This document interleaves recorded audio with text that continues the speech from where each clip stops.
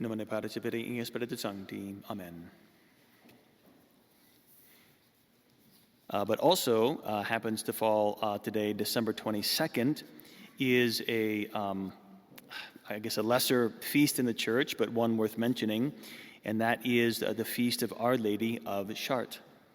Chartres is a city in north-central France, about 50 miles southwest of Paris, and it is the site of the annual pilgrimage for the restoration of the traditional Mass. The Chartres pilgrimage that I think many of us are familiar with is to this city in France.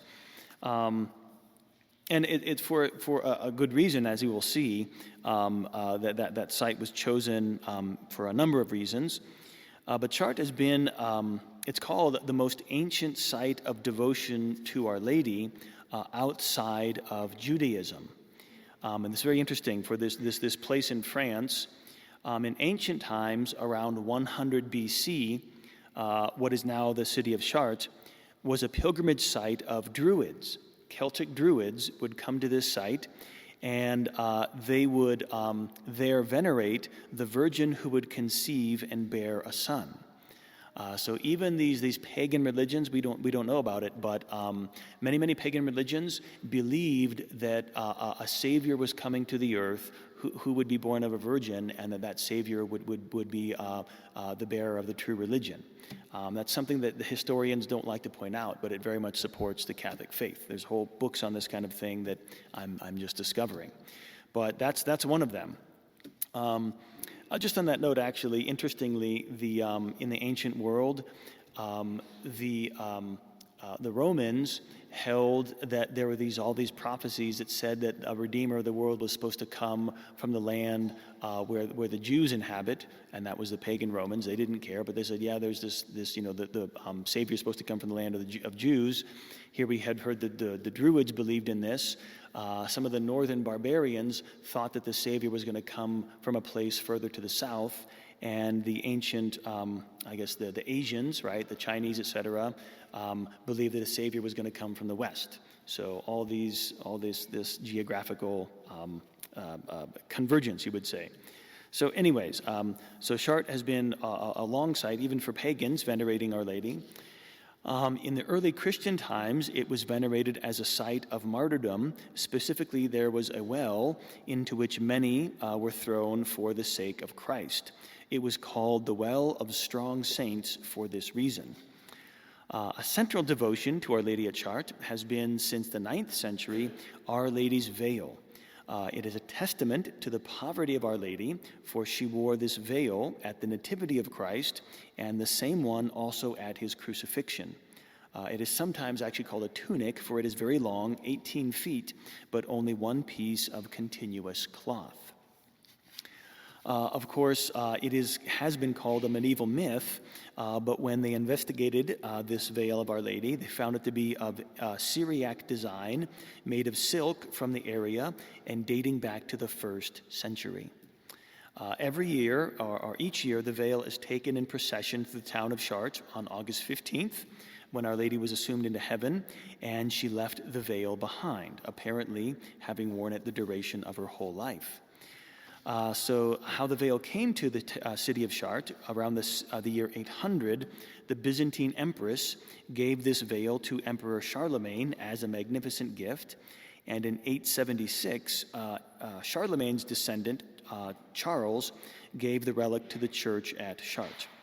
Now this is fitting, since, as we've heard, Chartres was already a pilgrimage site due to the Holy Well, and apparently had been chosen by God himself to be a pilgrimage site, as manifested by his special revelation to the pagan Druids. Various churches at Chartres had been constructed over the centuries, but they were small and typical in the architecture of the time and so on. But in the 13th century, work was began on the massive Gothic cathedral that is there in Chartres today. And it was intended to serve as a fitting dwelling place for the most sacred treasure of Christendom, Our Lady's veil. And it took 75 years to build that cathedral that is there now at Chartres. And the architect who designed the building knew that he would never see it completed. And the same with the workmen. Workmen labored their whole lives on this cathedral, and they knew they would never see it in its glory and splendor. So that's the faith, right? What faith and what sacrifice. And the world is still amazed by what the medievals were able to accomplish. If you've never been there, it is absolutely amazing.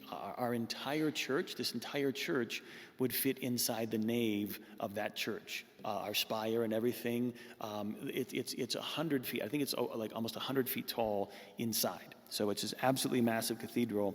And in 700 years, I think it's been 700 years, it has settled half of an inch. And it's like massive, tons and hundreds of tons of rock, and it's settled half an inch, so which is amazing workmanship. And something else too is the stone was cut in such a way that when it rains, even if the water seeps into the stone, it all drains. The stones were cut and arranged in such a way that water that seeps in runs down and out. So it's a lost, the good kind of mason, right? Stone masons. It's a lost art they have no idea how they did that or how to do it, but that's what the stone of Chartres does. And the world is still amazed. It's on the UNESCO World Heritage Site, the United Nations Educational, Scientific, and Cultural Organization, owing to its amazing architecture, its stained glass, sculptured, painted decorations. It's called the perfected expression of medieval art, and it exerted a considerable influence on other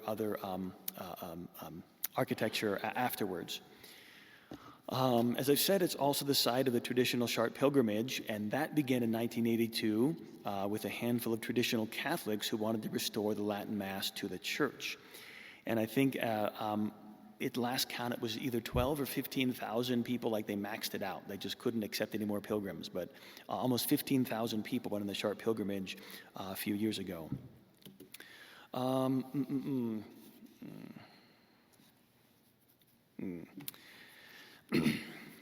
I think something that I would point out with this, right, like this, we have the Our Lady's Veil, which science confirmed is from the time and the era.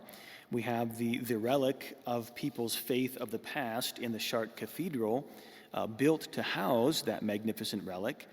And it is this appreciation of the past that the church has lost today, in that the relics of the saints are not venerated. They're not given the devotion that they should be. There's actually, I think it's November 3rd, or I don't know when exactly, I think it's in November sometime. It's a Feast of the Holy Relics. And churches, convents, monasteries had magnificent displays of relics. I mean, just cabinets full of relics of all kinds of things. And they were always bringing out relics. On every single day of the year, you'd have a relic of something on the altar. And then there was one day of the year where all the relics would be brought out and venerated. And this was a very common practice, and it's a very good and devotional practice for what? What is that good for? It's for remembering our past. It's for remembering those who came before us. It's for remembering that we didn't invent the faith that we have now. This faith that we have has an unbroken tradition and a long line of saints and popes and councils, etc., through the past. If you want to change the church, if you want to destroy the church, if you want to contradict doctrine, you have to sever that connection with the past. You have to cut people off from the past. And that's what happened. That's why we have what we have today, is just nobody knows anything about the saints or the stories, or if they do, what they know is that, oh, well, that's an unreliable story and it was probably made up sometime in the Middle Ages, etc. Now, there is one relic that we have in the traditional Mass that I would say anybody who does not celebrate the traditional Mass doesn't have this particular relic. And what is it? It's the Mass itself. Right? The Mass is a living relic. Of all the relics the church possesses, the traditional Mass is the most important and like the crown jewel of all the relics. Because, you might have the book the prayer book of St. Teresa of Avila, or the crucifix of St. John of the Cross, or the veil of Our Lady, right, or any of these other things. But what do we have in the Mass here? We have the expression of faith that everybody went to. What animated the heart of Teresa of Avila, or what inspired the soul of St. John of the Cross? It was the Mass. It was the Mass that they went to every single day and that they loved, and which gave them our Lord. And then we say the same words that they said, and that they knelt at the same places and parts that we kneel at, and they said the same words that we say, and they followed a very similar ecclesiastical structure, liturgical year structure. The Mass is our connection. It's a living connection with the past. Unlike other relics, which are static and dead, and they're bones or they're books or they're things that don't change, the Mass is a living relic. It continues to be alive, and it connects us. It's a living connection between the saints of the second, the third, the fourth, the fifth, the 8th, the 12th, the 15th, the 17th century, and us. It's the living connection between all of us.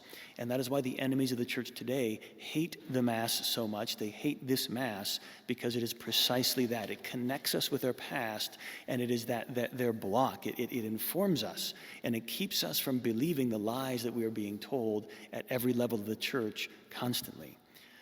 So of everything, of anything, hang on to the Mass as that living connection, all the way back to Christ and the apostles. Tradition holds that St. Peter composed the canon of the Mass. It was St. Peter who said that. St. Peter who wrote it down. And I would say literature or literary critics, St. Jerome, wanted to revise the canon of the Mass because it wasn't very good. It was like, this canon has been written by somebody who didn't understand Latin very well, probably a second language, somebody who didn't have a very literate background. What does it sound like? Maybe a Galilean fisherman, right, under the influence of the Holy Ghost. Well, the Pope at the time said, absolutely not. We cannot change a single word of the canon of the Mass. It is too ancient and venerable. And this is in the 4th century. This is only 300 years after Christ. And that Pope was saying, you cannot change the canon of the Mass.